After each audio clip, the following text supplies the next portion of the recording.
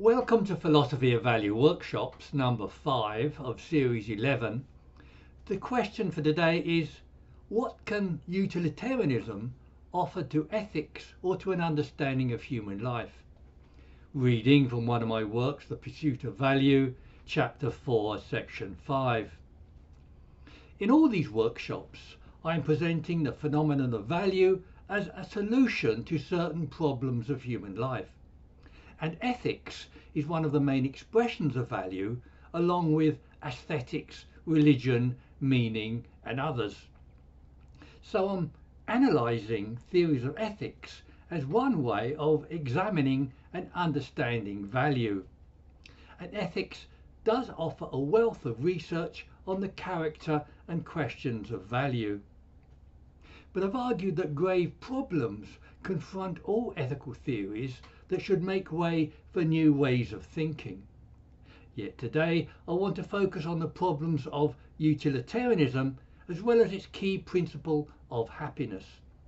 And I've also argued that although happiness is a positive example of an affect state within the four fundamental states of cognition, affect, will and value, happiness is extremely limited as an ethical or human objective. Yet the utilitarian principle of utility is to maximize the greatest happiness for the greatest number of people. And as a practical social policy, this principle is difficult to dispute. But it neglects intention and goodwill, as well as social virtues like honesty, integrity, and sympathy. So as a principle of ethics, it seems to be woefully inadequate. And I want to explain why in this paper. Yet utilitarianism also has attractive positive features that I want to discuss. Not least of these are the importance of both consequences and the experience of happiness.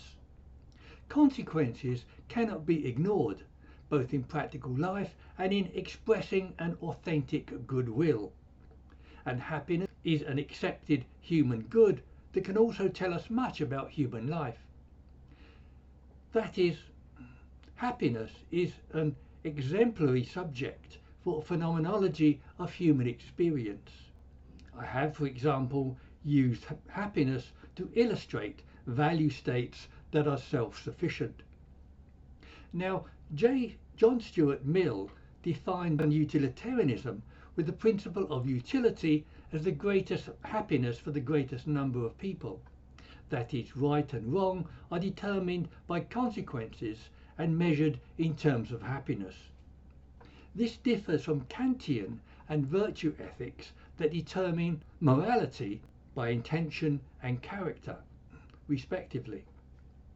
Utilitarianism is thereby regarded as practical, pragmatic, and rationalist.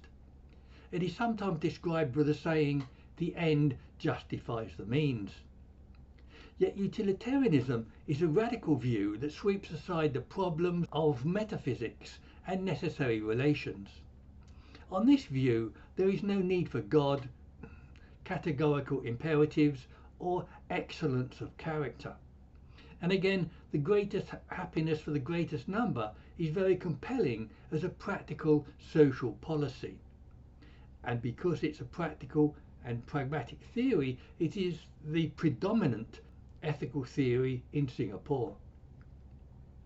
But utilitarianism is a radical view that also evokes strong responses, such as it seems to be hugely inadequate as an ethics because it omits so much, such as intention, character, and the wide range of human experiences that ethics should encompass, like integrity, meaning, purpose, moral fortitude, moral satisfactions, and justice. And Mill even admitted that utilitarianism can't account for justice. And my scepticism of ethics as an account of human life is further exacerbated by utilitarian consequences. Also, as we will see, utilitarianism seems to have a lack of insight into and awareness of mental life. These observations lead me to speculate about Mill's character, but not as an ad hominem argument, but because explanations of the psychological reasons for holding philosophical views can be very revealing.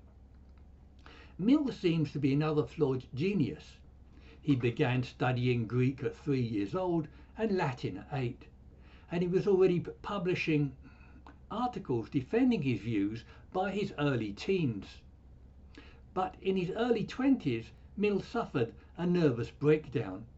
He believed that this was caused by his rigorous education that left him emotionally underdeveloped. It is only my speculation that this motivated his barren and truncated theory of ethics. Further to this view, Nietzsche called Mill a blockhead, Anscombe used the word stupid, and Charles Gray Shaw described the principle of utility as a crass ideal. It's also ironic that Mill has constructed a rationalist ethic that has produced emotive arguments against it. Thomas Carlyle, for example, described utilitarianism as pig philosophy, or a philosophy fit for swine. But Mill answered that it is better to be a human being dissatisfied than a pig satisfied. This is supposed to show that humans have richer lives that enable them to be happier than pigs. And unlike Jeremy Bentham's pleasure, Mill accepts different kinds, qualities and degrees of happiness. That is, Mill identified higher pleasures of the intellect and imagination as superior to those of sensation. But he still presents higher pleasures and richer lives of humans in terms of greater happiness. And he insists that all desires can only be directed towards pleasant experiences. Mill frames this idea with the words that to desire anything, except in proportion as the idea of it as pleasant, is a psychological and metaphysical impossibility. Unquote. But this is a huge claim that is challenged by the possibility or the fact of other reasons for desiring things. And of course, Mill presupposes that motivation is always initiated by desire rather than by other motives. And his conception of the pleasant can be broad enough to encompass many variations. But a cognitivist theory of motivation explains action as doing what is right, although I don't concede to this view. This is because my particular concern is a lack of appreciation of value as a motivating factor. And instead of cognition or affective theory of action, a value theory of reasons for action is also endorsed by Derek Parfit, Barry Maguire and others. And also against Mill's view, other reasons than desiring what is pleasant can be cited for desiring things. These include, as above, cognitive theories, value theories, altruism, conflicting reasons, and sheer perversity. That is, perversity such as masochism and choosing adversity for psychological or ideological reasons. And Aristotle, Kant, and even Nietzsche agreed on the possibility of reasons other than the pleasant. Yet in Mill's supposed proof of the principle of utility, he contends that the sole evidence that anything is desirable is that people do actually desire it. Unquote. He argues that we know pleasure is uniquely valuable because it's the only thing we desire for its own sake. We can strongly argue that pleasure isn't the only thing that we desire for its own sake. I will discuss others shortly, not honour or beauty, but Kant's goodwill, moral satisfaction and value states. And Mill's account of motivation is also thought to be naive, outdated and argues from self-evidence. Another aspect of Mill's problem of motivation in utilitarianism is why must we act for the common good? Mill's informal response is that making other people happy results in our own happiness. It may be the case that other people's happiness is genetically or structurally linked to our own. Yet the contingency of this relation isn't adequate to support an ethical theory, and a necessary relation between the self and others isn't written into utilitarianism. Mill answers with a theory not about how we ought to act, but a theory about how we must act. His claim of psychological and metaphysical necessity thereby becomes a theory of psychological hedonism. But even if correct, this view does not resolve the further recurring problem, that is, why should necessarily pursuing personal happiness entail the pursuit of happiness for other people? Answers about living in society with shared outcomes don't satisfactorily answer this question. What we really need here are theories about the obligations of individuals to others. But utilitarianism is firstly a theory about consequences, not the obligations of individuals, even though it does present a basic theory of motivation. But I want my arguments to be against fundamental principles as well as utilitarian perspectives. Yet there are also practical problems like assessing, measuring and quantifying happiness. We can measure GNP, but happiness is an amorphous mental state and self-reporting is unreliable. These are severe problems for an ethics that is supposed to be practical and straightforward. Secondly, there's also a problem of knowing what the full consequences of any event are. This is expressed in the butterfly effect of its flapping wings causing a tornado on another continent. One response is that we nevertheless know the immediate or significant effects of an action, but the law of unintended consequences in economics challenges this belief, and utilitarians are troubled enough by this to distinguish between act and rule utilitarianism. Act utilitarianism is the standard version of utilitarianism as the greatest good for the greatest number of people. But as individuals cannot work out the consequences of each of their actions, they adopt rules. Rule utilitarianism depends on the correctness of rules to achieve the greatest good. But it seems to push the problem further back rather than resolving it. Rules are inflexible and have their own unintended consequences. These are some of the formal problems of utilitarianism, but I'm more interested in its failings of subjectivity. For these we can look to the work of Bernard Williams, one of the strongest critics of utilitarianism. One of his arguments is about the negative psychological consequences of utilitarianism. Williams gives an example of a group of soldiers about to kill a group of natives as a warning to others. In this story, a botanical expedition stumbles onto the scene. The soldiers say to the expedition leader, "If you kill one of the natives, we will let the others live. If you don't kill one of the natives, we will kill them all." The utilitarian answer is to kill one native and let all the others live. The problem is that the agent is committing an act that he finds deeply wrong. The result or consequence is that he experiences deep personal alienation. This is a problem for utilitarianism, which finds justification by assessing consequences. Utilitarianism typically assesses consequences in terms of various forms of happiness, but utilitarianism can be replaced by consequentialism, which offers a wider range of consequences. Illustrations of what utilitarianism or consequentialism leave out can be shown with trolley problems. The idea of trolley problems was introduced into the philosophical literature by Philippa Foot. Consider these two cases. 1. Divert a train to save 5 people, but in doing so you kill one other person. 2. Kill and cut up a healthy person to save 5 people with organ transplants. The utilitarian consequences are the same in both cases, but the moral judgment is very different in these two cases. This shows the inadequacy of utilitarianism or consequentialist thinking that leaves things out. That is, there are things that are intrinsically valuable, like some value states such as moral fortitude, the goodwill, as well as people, discussed shortly.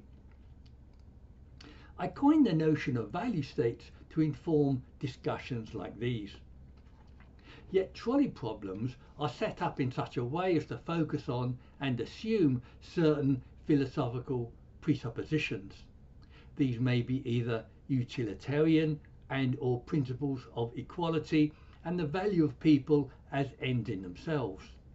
But Alan Wood finds trolley problems deceptive and misleading because they often deprive us of morally relevant facts that we would often have in real life. Such relevant facts could include the age of the people at risk and their status as heinous criminals or social saints. And with respect to virtue theory, the character and disposition of the agents, not of the people selected to live or die.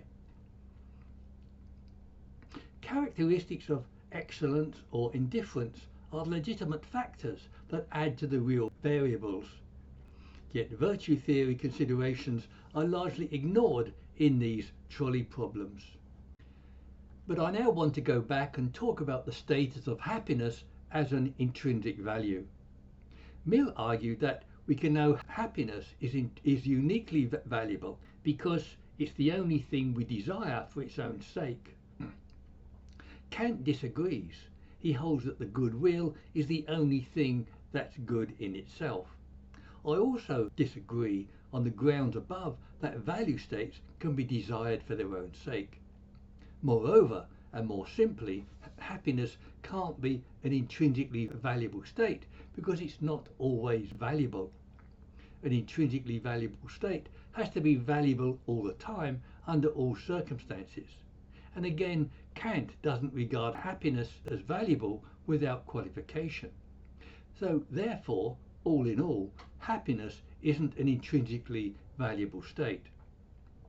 I've examined the question elsewhere of whether physical objects, abstract principles, actions, mental states or people can have intrinsic value. I agree with utilitarians that actions themselves don't have intrinsic value, but for different reasons.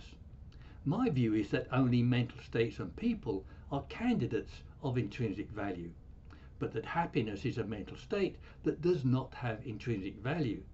This is because happiness is neither a value state nor always valuable.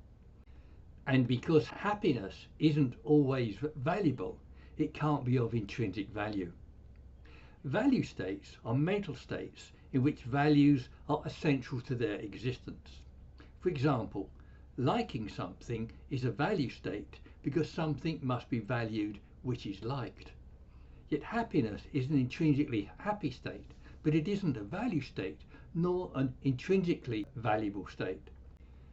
And even if it was intrinsically valuable, it would have to compete against other states of intrinsic value. This is so because intrinsic value doesn't give priority or absolute value over all other states.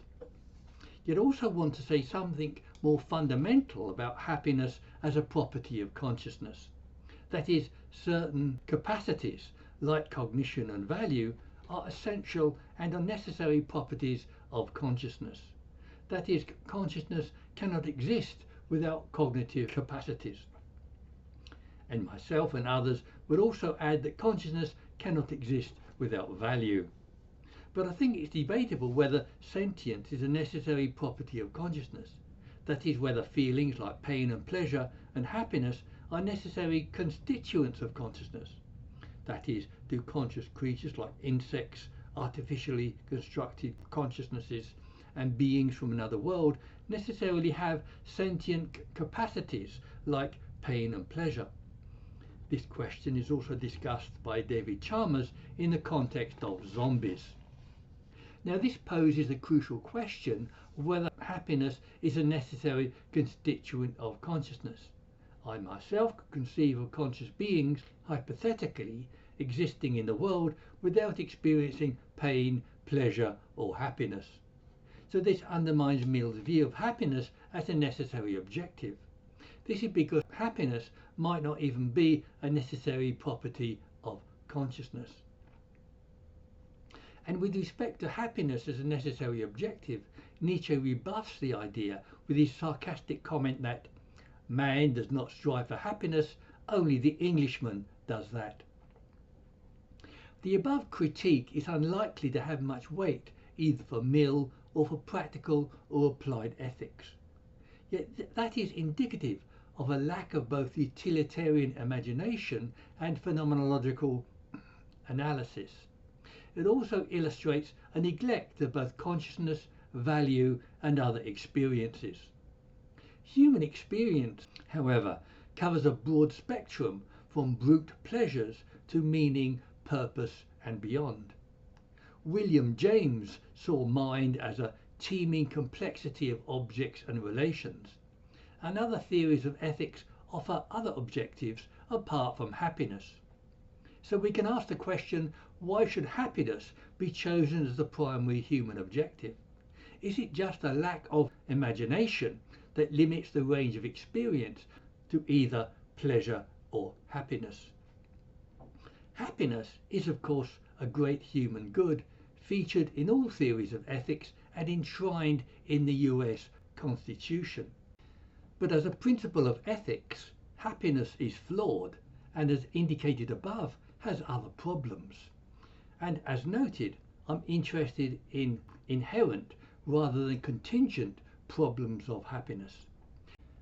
Yet we can note the happiness paradox, that looking for happiness ensures not finding it, and the hedonist treadmill, but the more you get, the more you want. Yet I don't find these two arguments convincing, because there are ways of avoiding these problems, such as being wise and informed about the best way to pursue happiness. I find that the theoretical problems of happiness are more telling. My earlier argument against the primacy of happiness in ethics was that it isn't of intrinsic value. This is significant because ethical justification needs to trace arguments back to principles of intrinsic value, and an argument that happiness isn't of intrinsic value prevents utilitarianism from doing that. Moreover, happiness can be a valued affect state or a psychological state, but not a value state. This is because happiness doesn't necessarily involve value and need not be valued at all. Happiness may be considered weakening, a false or misleading objective, or immoral. Kant agrees that happiness is not unconditionally valuable. Also, because happiness isn't a value state, it can't be an intrinsically valuable state. To extend our understanding of happiness as a principle of ethics or life, we can note further limitations. Firstly, because happiness lacks intrinsic value content, it can't validly offer meaning and purpose. Secondly, happiness is blind in that it is a non-cognitive affect state. That is, it doesn't itself have access to crucial capacity of cognition to guide action. Cognitive reason and fact are used to direct action towards the possible goal of happiness. For example, imagine yourself in another world where the laws of physics are different. If you plunge your hand into a fire, you know that you must pull it out to stop the pain. But in another world, you might have to push your hand deeper into the fire to stop the pain. That is, your actions depend upon contingent knowledge of the world that you are living in. So cognition and reflective reason are crucial, and not just because they are essential means to attain ends. We cannot be either fully human or fully conscious without cognition and reason. But utilitarianism rightly holds that reason is also required to guide action. Yet this affirmation of reason does not vindicate happiness as its ethical objective, nor does happiness alone provide an adequate theory without reason. But it's questionable that happiness combined with reason can provide an adequate theory. These are contrasts and comparisons that help us to assess happiness as a principle of ethics or of life. Utilitarianism is a theory of ethics, but it might also be expected to compete with theories of human life. And comparisons between pleasure, happiness, value states, and cognition help us to assess these different theories. Pleasure and happiness have a certain self-sufficiency or independence from cognitive endorsement. That is, pleasure and happiness largely retain their satisfactions regardless of social endorsement. And I want to compare this efficiency or independence with that of value states like self-esteem. In the case of pleasure, it remains pleasurable regardless of social disapproval and is fairly self-sufficient. That is, pleasure is barely influenced by cognitive factors like one's own beliefs or the beliefs of others. This is because pleasure typically has physiological origins and need not involve cognitive objects. Pleasure thereby has what I call the property of sufficiency. Happiness is more subject to circumstances, social endorsement, and cognitive considerations than pleasure. But happiness can still be satisfying in itself without external endorsement. Happiness thereby illustrates relative sufficiency in its relations with cognitive factors. Value states like love, honour, and esteem present a wide range of sufficiency and dependency on endorsement. Self-esteem may be strong, fairly sufficient, and relatively independent of social endorsement. In ethics, moral fortitude is the capacity to do the right thing in circumstances lacking support. Love is a value state that typically enjoys relative independence from fact and circumstance. These brief comparisons indicate that pleasure and happiness have a more robust sufficiency than value states. But pleasure and happiness are affect states that are unable to deliver values such as meaning and purpose. We can now begin to make broader comparisons about these different states and even go beyond them. Pleasure, happiness, joy, self-esteem, and love appear to be on a spectrum of increasing refinement. Their character is related to different kinds of involvement with physiology and cognition. They all exhibit different forms of sufficiency. Examples of independence or sufficiency of value are states like requiring little external or cognitive support. For example, resilience, self-esteem, love, maturity, moral fortitude, heroism, meaning, and courage. Now, what I want to do is extrapolate from these judgments to produce a plausible trajectory of preference. On this trajectory, sufficiency and independence from physiology and cognition have increasing preference. The potentially most refined states are values that also offer properties of meaning and purpose. That leaves us looking for principles of value and for other independent or sufficient value. I have thereby advocated the principle of the will to value resulting in a sufficiency of value. And these principles are in competition with the utilitarian principle of utility. Yet my arguments for principles of value go much further than those given above. But as a final consideration, we should ask whether utilitarianism has a requirement to examine ethics beyond the consequences of an action. Or is this a result of primitive thinking that can only see ethics in terms of action and outcomes? But this view needs to take on board that Sam Harris and Peter Singer are utilitarians. I recently criticised Harris's ethics and found it to be deeply mistaken. But Singer's preference utilitarianism focuses on maximising the preferences of all those affected by an action. This would be what best fulfills the preferences of all individuals involved, not just maximising pleasure. A central principle here is the equal consideration of interests rather than just equal treatment. And as sentience is a key feature for Singer, he includes the interests of animals. But he also insists on impartiality and a universal perspective. Yet this involved problems that also afflicted Kantian ethics, like that of moral distancing.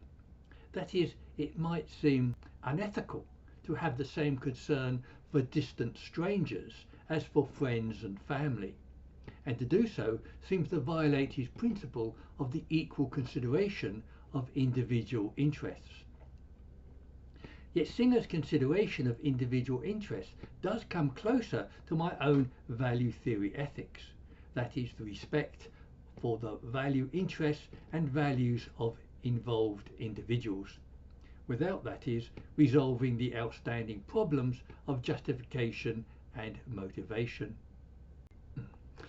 In conclusion, my arguments have been largely critical of both utilitarianism and happiness, but I've compared the property of a sufficiency of happiness with that same properties in value states. And this leads me back to my principles of the will to value and a sufficiency of value. We nevertheless noted several considerations in favour of utilitarianism. Firstly, utilitarianism sweeps aside problems of metaphysics, religion and Kantian ethics. Secondly, happiness is also an accepted good enshrined in aspirational documents like the US Constitution. Thirdly, utilitarianism endorses the importance of consequences in ethical considerations. And lastly, happiness is featured in some way in practically all theories of ethics.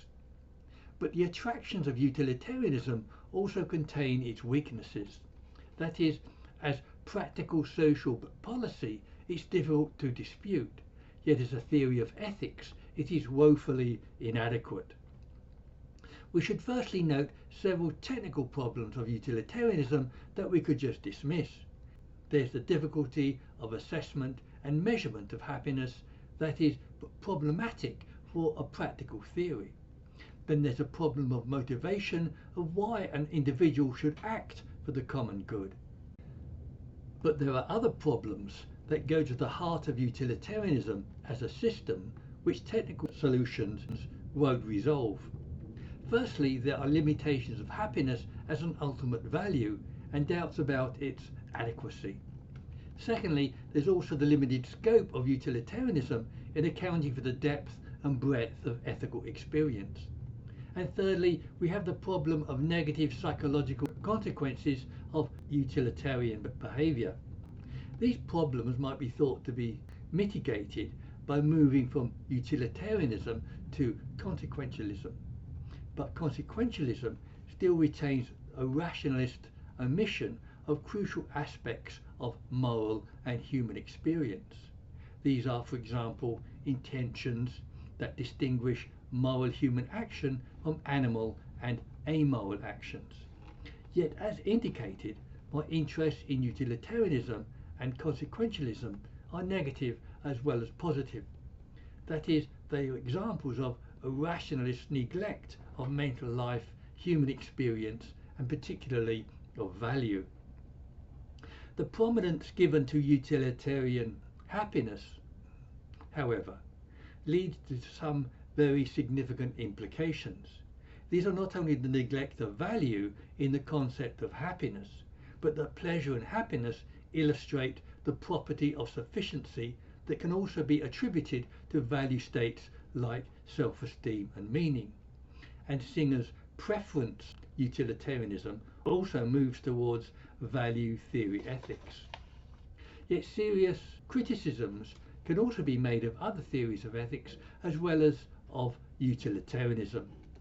In the following weeks I will be examining Kantian virtue theory and value theory ethics. But even these theories aren't able to offer an adequate account of human life and purpose. In response to that challenge, I will be examining other principles such as the will to value. So let me have your criticisms and comments at the meeting or on websites like Zoom or meetup.com.